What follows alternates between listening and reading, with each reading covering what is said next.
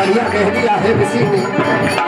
अरे हरि भक्ति से मुक्ति मिले बावरे, हरि भक्ति से मुक्ति मिले बावरे, और गुरु कृपा को शक्ति मिले बावरे, गुरु कृपा को शक्ति मिले बावरे, और गुरु कृपा को शक्ति मिले बावरे, गुरु कृपा को शक्ति मिले बावरे।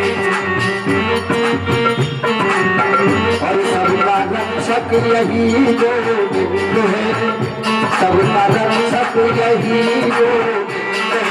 बोलो जीवन में आनंद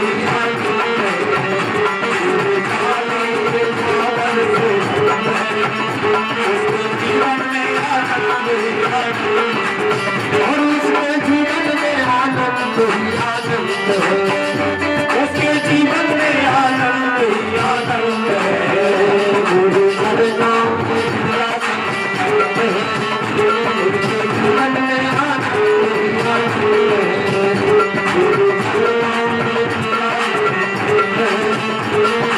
में आनंद ही आनंद है, जीवन में आनंद ही आनंद है, जीवन में आनंद ही आनंद है। बोलो गुरु जी जय श्री राधे, और जय जय श्री राधे श्याम सीताराम। क्योंकि जो गुरु है वो गुरु कैसा होना चाहिए कि अपने शिष्य को अज्ञान से निचो ज्ञान की आपूर्ति कर दे, क्योंकि गु माने अंधकार और रू माने प्रकाश। गुरु वही है अंधकार से निकाल करके प्रकाश में ले आए, उसे प्रकाश में ला करके छोड़। श्री राधे प्रीते सोनक चित्ते तेहा तो बज विचार चो, सर्व सिद्धांत निष्पन्नो संसार भयनाशनम। सूजी ने कहा सोनक जी तुम्हारे हृदय में, सूजी ने कहा सोनक जी श्री राधे तुम्हारे हृदय में भगवान का बड़ा प्रेम है, और जिसके हृदय में भगवान का प्रेम होता है वहां सब कुछ प्राप्त हो जाता है, क्योंकि बिना प्रेम के तो कोई व्यंजन भी स्वाद हमें नहीं दे सकता। यदि हमने कोई व्यंजन भी घर में बनाया, किसी के लिए प्रसाद बनाया, यदि भाव से प्रेम से स्नेह से नहीं बनाया तो उसका कोई आनंद नहीं आता। इसलिए सूची ने कहा सोनक जी तुम्हारे हृदय में भगवान का प्रेम है, इसलिए मैं विचार करके संपूर्ण सिद्धांतों का निष्कर्ष सुनाता हूं जो जन्म मृत्यु का भय नाश कर देगा, जो भक्ति के प्रभाव को बढ़ाता है और भगवान श्री कृष्ण की प्रसन्नता का प्रधान कारण है। मैं तुम्हें वह साधन बताता हूं, उसे ध्यान देकर के सुनो, क्योंकि कलयुग में सुखदेव जी ने श्रीमद् भागवत का प्रवचन किया है और बताया गया है कि कलयुग का पतन, कलयुग का उद्धार जब ही होगा जब घर घर में श्रीमद् भागवत की कथा होगी, हर जन के हृदय में श्रीमद् भागवत की कथा होगी। घर घर का मतलब ये नहीं कि सबके घर में भागवत की कथा होने जाएगी, जन जन के मतलब है, हर घर का मतलब होता है कि हर हृदय में श्रीमद् भागवत की कथा का स्मरण होगा, मनन होगा, श्रवण होगा, तब इस कलयुग का जाकर के कहीं पतन होगा, सबके हृदय में श्रीमद् भागवत की कथा भरी हो। बोलो गोविंद भगवान की जय।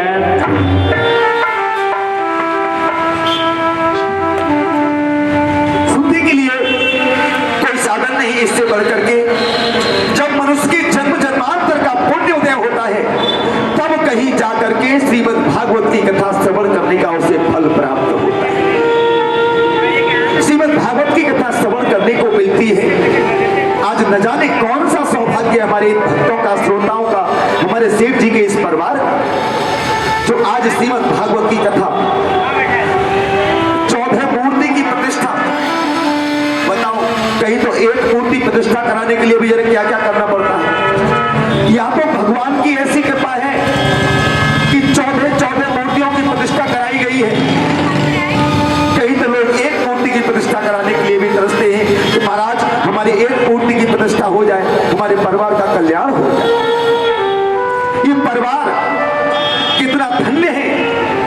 आज इस परिवार में 14 मूर्तियों की प्रतिष्ठा हुई है। एक बार प्रेम से बोलिए जय श्री कृष्ण। जय श्री कृष्ण। जब सुखदेव जी महाराज राजा परीक्षित को कथा सुनाने के लिए गंगा तट पर पहुंचे, कथा आरंभ की, सुनाना आरंभ किया, उसी समय देवता लोगों ने क्या किया कि एक अमृत का कलश लेकर के पहुंच गए सूत जी के पास, सुखदेव जी के पास पहुंच गए। और जैसे ही पहुंचे जाकर के कहा महाराज, बोले हाँ, बोले आप एक काम करिए, ये जो श्रीमद् भागवत की कथा है ना, ये कथा तो आप हमें श्रवण कराइए, और ये जो अमृत का कलश है, इस अमृत का पान आप राजा परीक्षित को कराइए। उसी समय सुखदेव जी महाराज को एकदम हंसी आ गया और हंस करके बोले, अरे देवताओं, मैं जानता हूं, क्योंकि जो देवता है ना, अपना काम बनाने में बड़े कुशल है। जब इन्हें अपना काम बनाना होता है तो मीठी मीठी बात बना करके अपना कार्य बना ही लेते हैं। कहां महामूल्य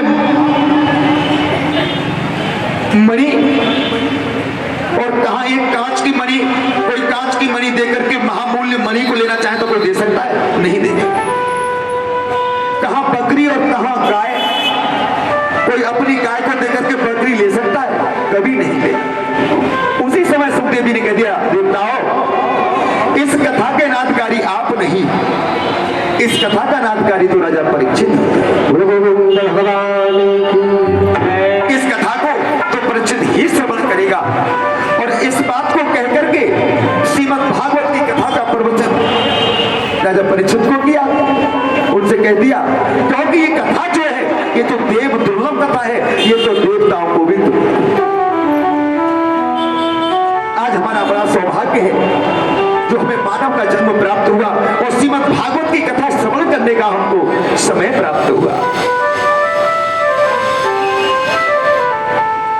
बिहारी लाल की जय। एक बार सभी प्रेम से बोलेंगे जय श्री कृष्ण। सुतम्रत्वापदनं सर्वे सुकार्य कुशलाः पुरः कथा सुधा प्रयच्छस्व द्वैव सुधामिमां। हरि हरि आज बात को नहीं माना गया, कह दिया ये कथा तो केवल परीक्षित के लिए है।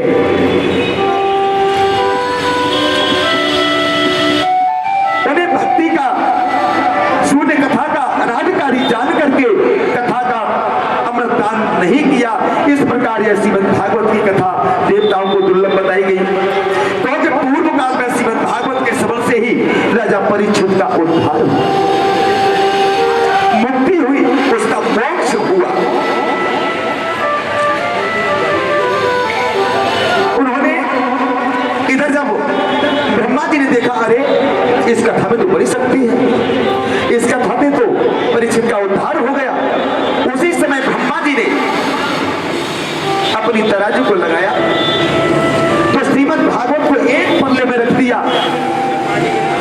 और 17 पुराणों को एक पल्ले में रख दिया। उसका जब उसको तोला गया तो श्रीमद् भागवत सबसे वजनदार रहा और 17 पुराण हल्के पड़े। इसलिए श्रीमद् भागवत की कथा सबसे अधिक बलशाली, सबसे अधिक पुण्य देने वाली और सबका तारण करने वाली और सबका उद्धार करने वाली है। वृंदावन बिहारी लाल की जय। तो क्या भरोसा है इस जिंदगी का, और साथ देती नहीं है किसी, क्योंकि जीवन बार बार प्राप्त नहीं होता। आज ये मानव जो जीवन प्राप्त हुआ है, इस मानव जीवन में हमें हर समय बार बार श्रीमद् भागवत की कथा का रसास्वादन करते ही रहना चाहिए। और यहां तक कह दिया है कि श्रीमद् भागवत की कथा का यदि एक श्लोक भी अपने घर में, आधा श्लोक भी इसका पाठ किया जाए तो पितरों को, परिवार को, इस संसार को बड़ा बल प्राप्त होता है। एक बार प्रेम से बोलो जय श्री कृष्ण। जय श्री कृष्ण। क्या भरोसा है इस जिंदगी का, और साथ देती नहीं है किसी का। क्या भरोसा है इस जिंदगी का, नहीं है किसी का। और क्या भरोसा है इस जिंदगी का, साथ देती नहीं है किसी का। इस जिंदगी का साथ देती नहीं है किसी का। साथ देती नहीं है किसी का। इसीलिए कहा है सभी तालियां बजाएं, भगवान के दरबार में आकर के कोई भी खाली हाथ नहीं बैठे। और क्या भरोसा है इस जिंदगी का, साथ देती नहीं है किसी का। भरोसा है इस जिंदगी का, साथ देती नहीं है किसी का। श्री राधे।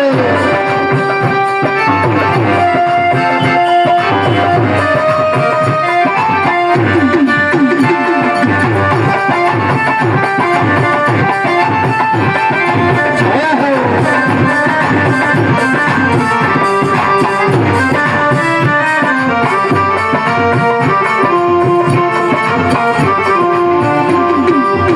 और कहा है किसी ने इतना अच्छा लिखा है, श्वास रुक जाएगी चलते चलते, शम्मा बुझ जाएगी जलते जलते।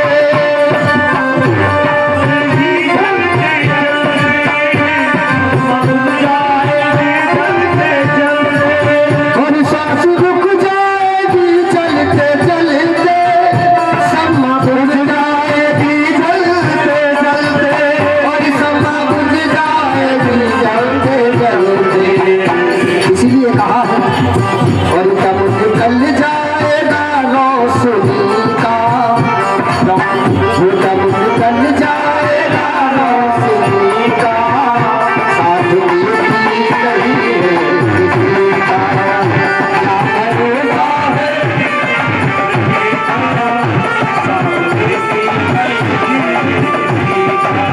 और क्या भरोसा है इस जिंदगी का, साथ देती नहीं है किसी का।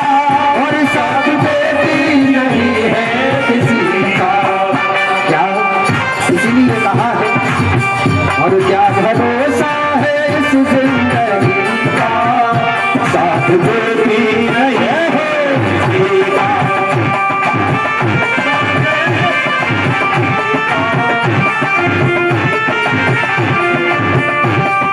तालियां।